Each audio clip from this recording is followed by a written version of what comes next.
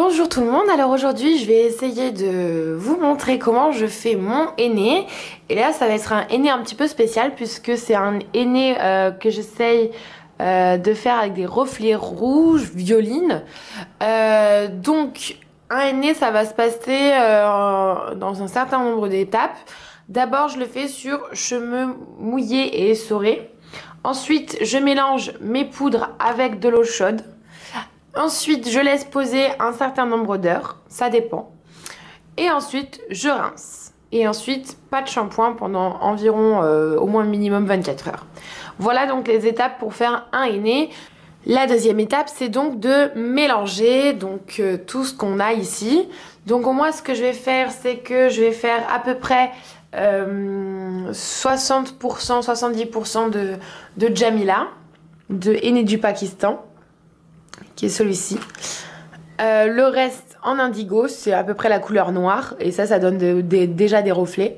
Et ensuite je vais mettre donc l'infusion d'orcanette et de baie de sureau.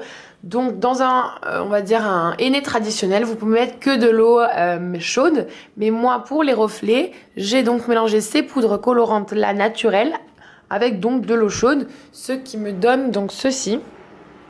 Voilà, donc vous voyez la couleur un peu bordeaux, donc ça va m'aider justement à avoir cette couleur là et ces reflets là autant que je peux.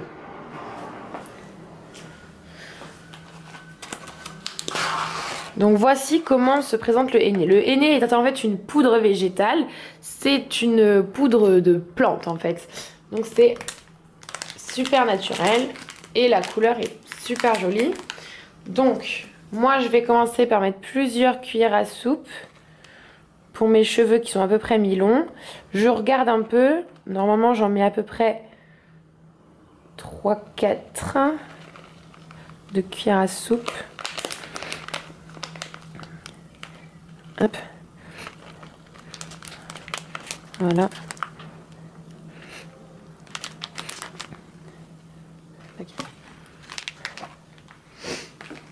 Voilà.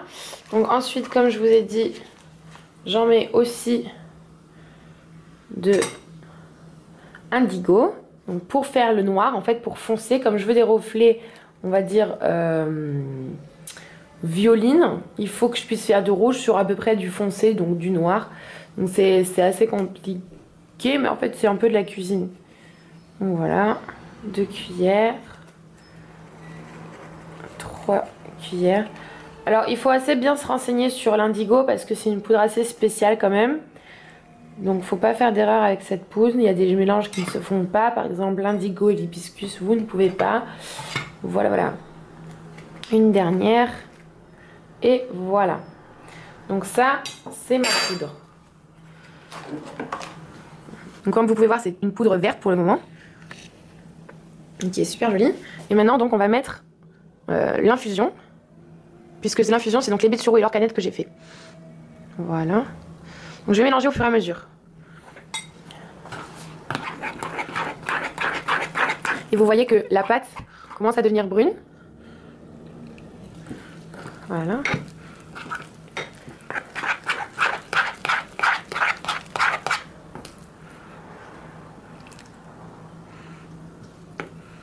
Voilà. Donc il y a une certaine texture à rechercher, c'est une texture un peu pâte à gâteau qu'on recherche, pas trop liquide, parce que si c'est liquide ça va pas bien adhérer aux cheveux en fait, et si c'est trop épais, bah, ça va vous faire des grumeaux dans les cheveux et c'est pas sympa. Donc là on commence à être pas mal. Voilà, là on commence à être pas mal. Ensuite, il faut savoir que le henné en fait assèche un petit peu les cheveux. Du coup, il faut essayer de balancer ça. Et moi, pour balancer, ce que je vais faire, c'est que je vais mettre des actifs hydratants. Donc ici, je vais mettre par exemple la glycérine végétale. Donc je vais en mettre pas beaucoup, mais un petit peu, comme ceci. Ensuite, ce que vous pouvez faire pour ajouter un pouvoir hydratant, vous pouvez aussi par exemple mettre du miel. Moi, j'en ai plus beaucoup, mais voilà, je voulais vous souffler l'idée. Ou alors de l'après-shampoing. Donc par exemple, moi, je vais utiliser celui-ci, donc le Veda, au lait d'avoine, que j'utilise en fait que dans ce genre de masque là. Quand je fais des masques maison. Hop, c'est quelque chose d'assez épais. Voilà, j'en mets pas beaucoup. Et je mélange. En plus, ça me donne une meilleure odeur. Voilà, donc là, on a une belle pâte. Vous voyez, c'est vraiment comme une pâte à gâteau au chocolat. Voilà, et c'est à peu près cette texture-là qu'il faut obtenir quand vous essayez de faire un henné. Donc là, notre henné, il est prêt. Vous avez la belle pâte. Vous avez rajouté quelques actifs hydratants si vous en aviez besoin. Voilà, on a donc fait les étapes.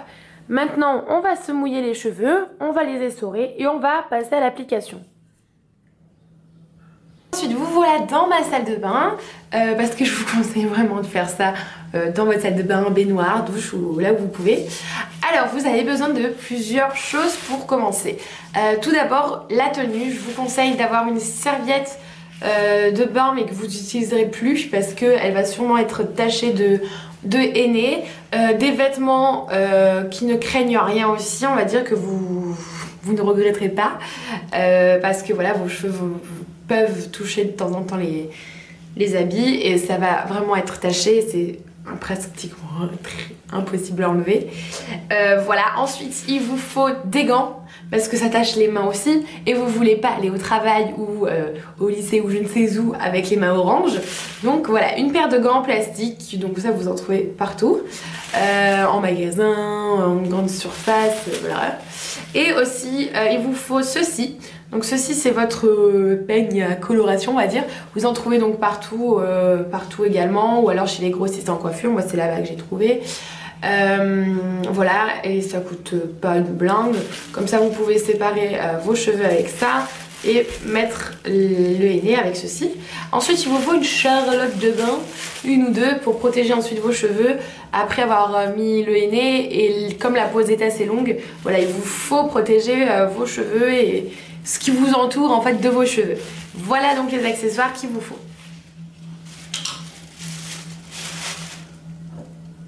Donc ensuite je vous remontre mon petit henné. Voilà, la super petite pâte à gâteau. Voilà. Donc comme je vous ai dit, j'ai mouillé mes cheveux, je les ai un petit peu essorés. Je sais pas si ça se voit des masses, mais voilà ce que ça donne. Donc la première chose qu'on va faire, bien entendu, c'est de commencer par séparer les cheveux en fait. Il faut, en fait le henné c'est en deux temps. C'est d'abord vous mettez d'un côté du cheveu, ensuite vous rabattez le cheveu et vous mettez de l'autre côté du cheveu. Et ça vous faites au fur et à mesure, en tout cas c'est bien pour les racines. Donc on va faire comme ça.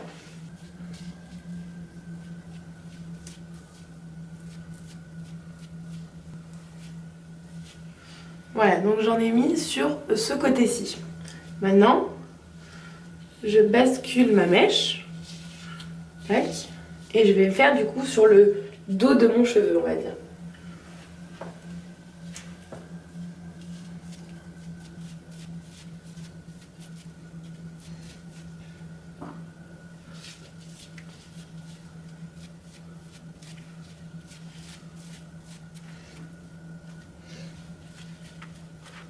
Voilà, même chose ensuite, je retourne.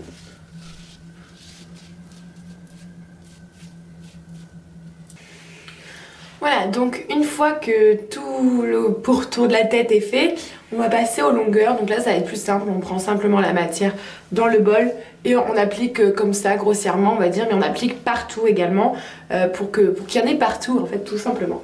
Comme ça, sur les pointes.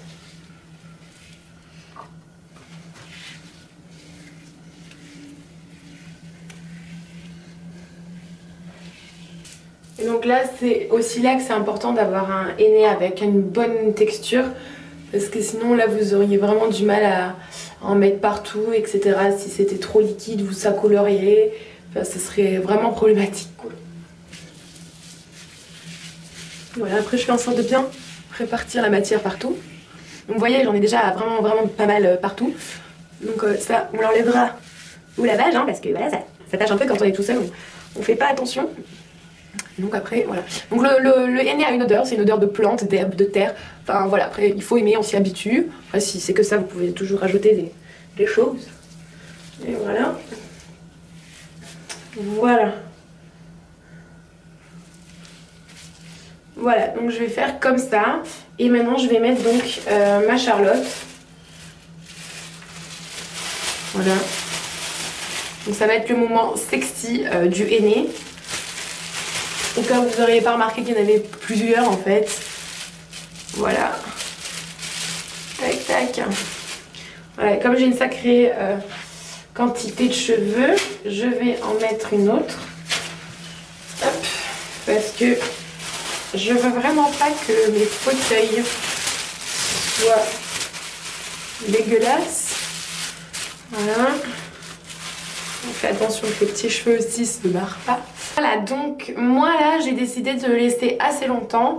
L'indigo en soi n'agit plus au bout de 2 heures, mais c'est vrai que le Jamila et les autres enfin comment dire, que les autres poudres organiques et tout ça, j'ai envie que ça dure plus longtemps, donc c'est pour ça que je vais essayer de laisser poser 5 heures minimum en fait, comme ça je suis sûre que c'est vraiment bien imprégné dans mon cheveu et que là j'ai un henné efficace, parce que en dessous de 2 heures ça sert à rien, votre henné il aura pas pris, donc c'est minimum 2 heures le henné, et après vous pouvez vraiment le faire jouer sur même toute une nuit, parfois pour certains elles le laissent jusqu'à 12 heures. Donc voilà, moi je vais essayer de faire ça toute l'après-midi, donc je vais rester comme ça, je vais éviter de sortir, n'est-ce pas?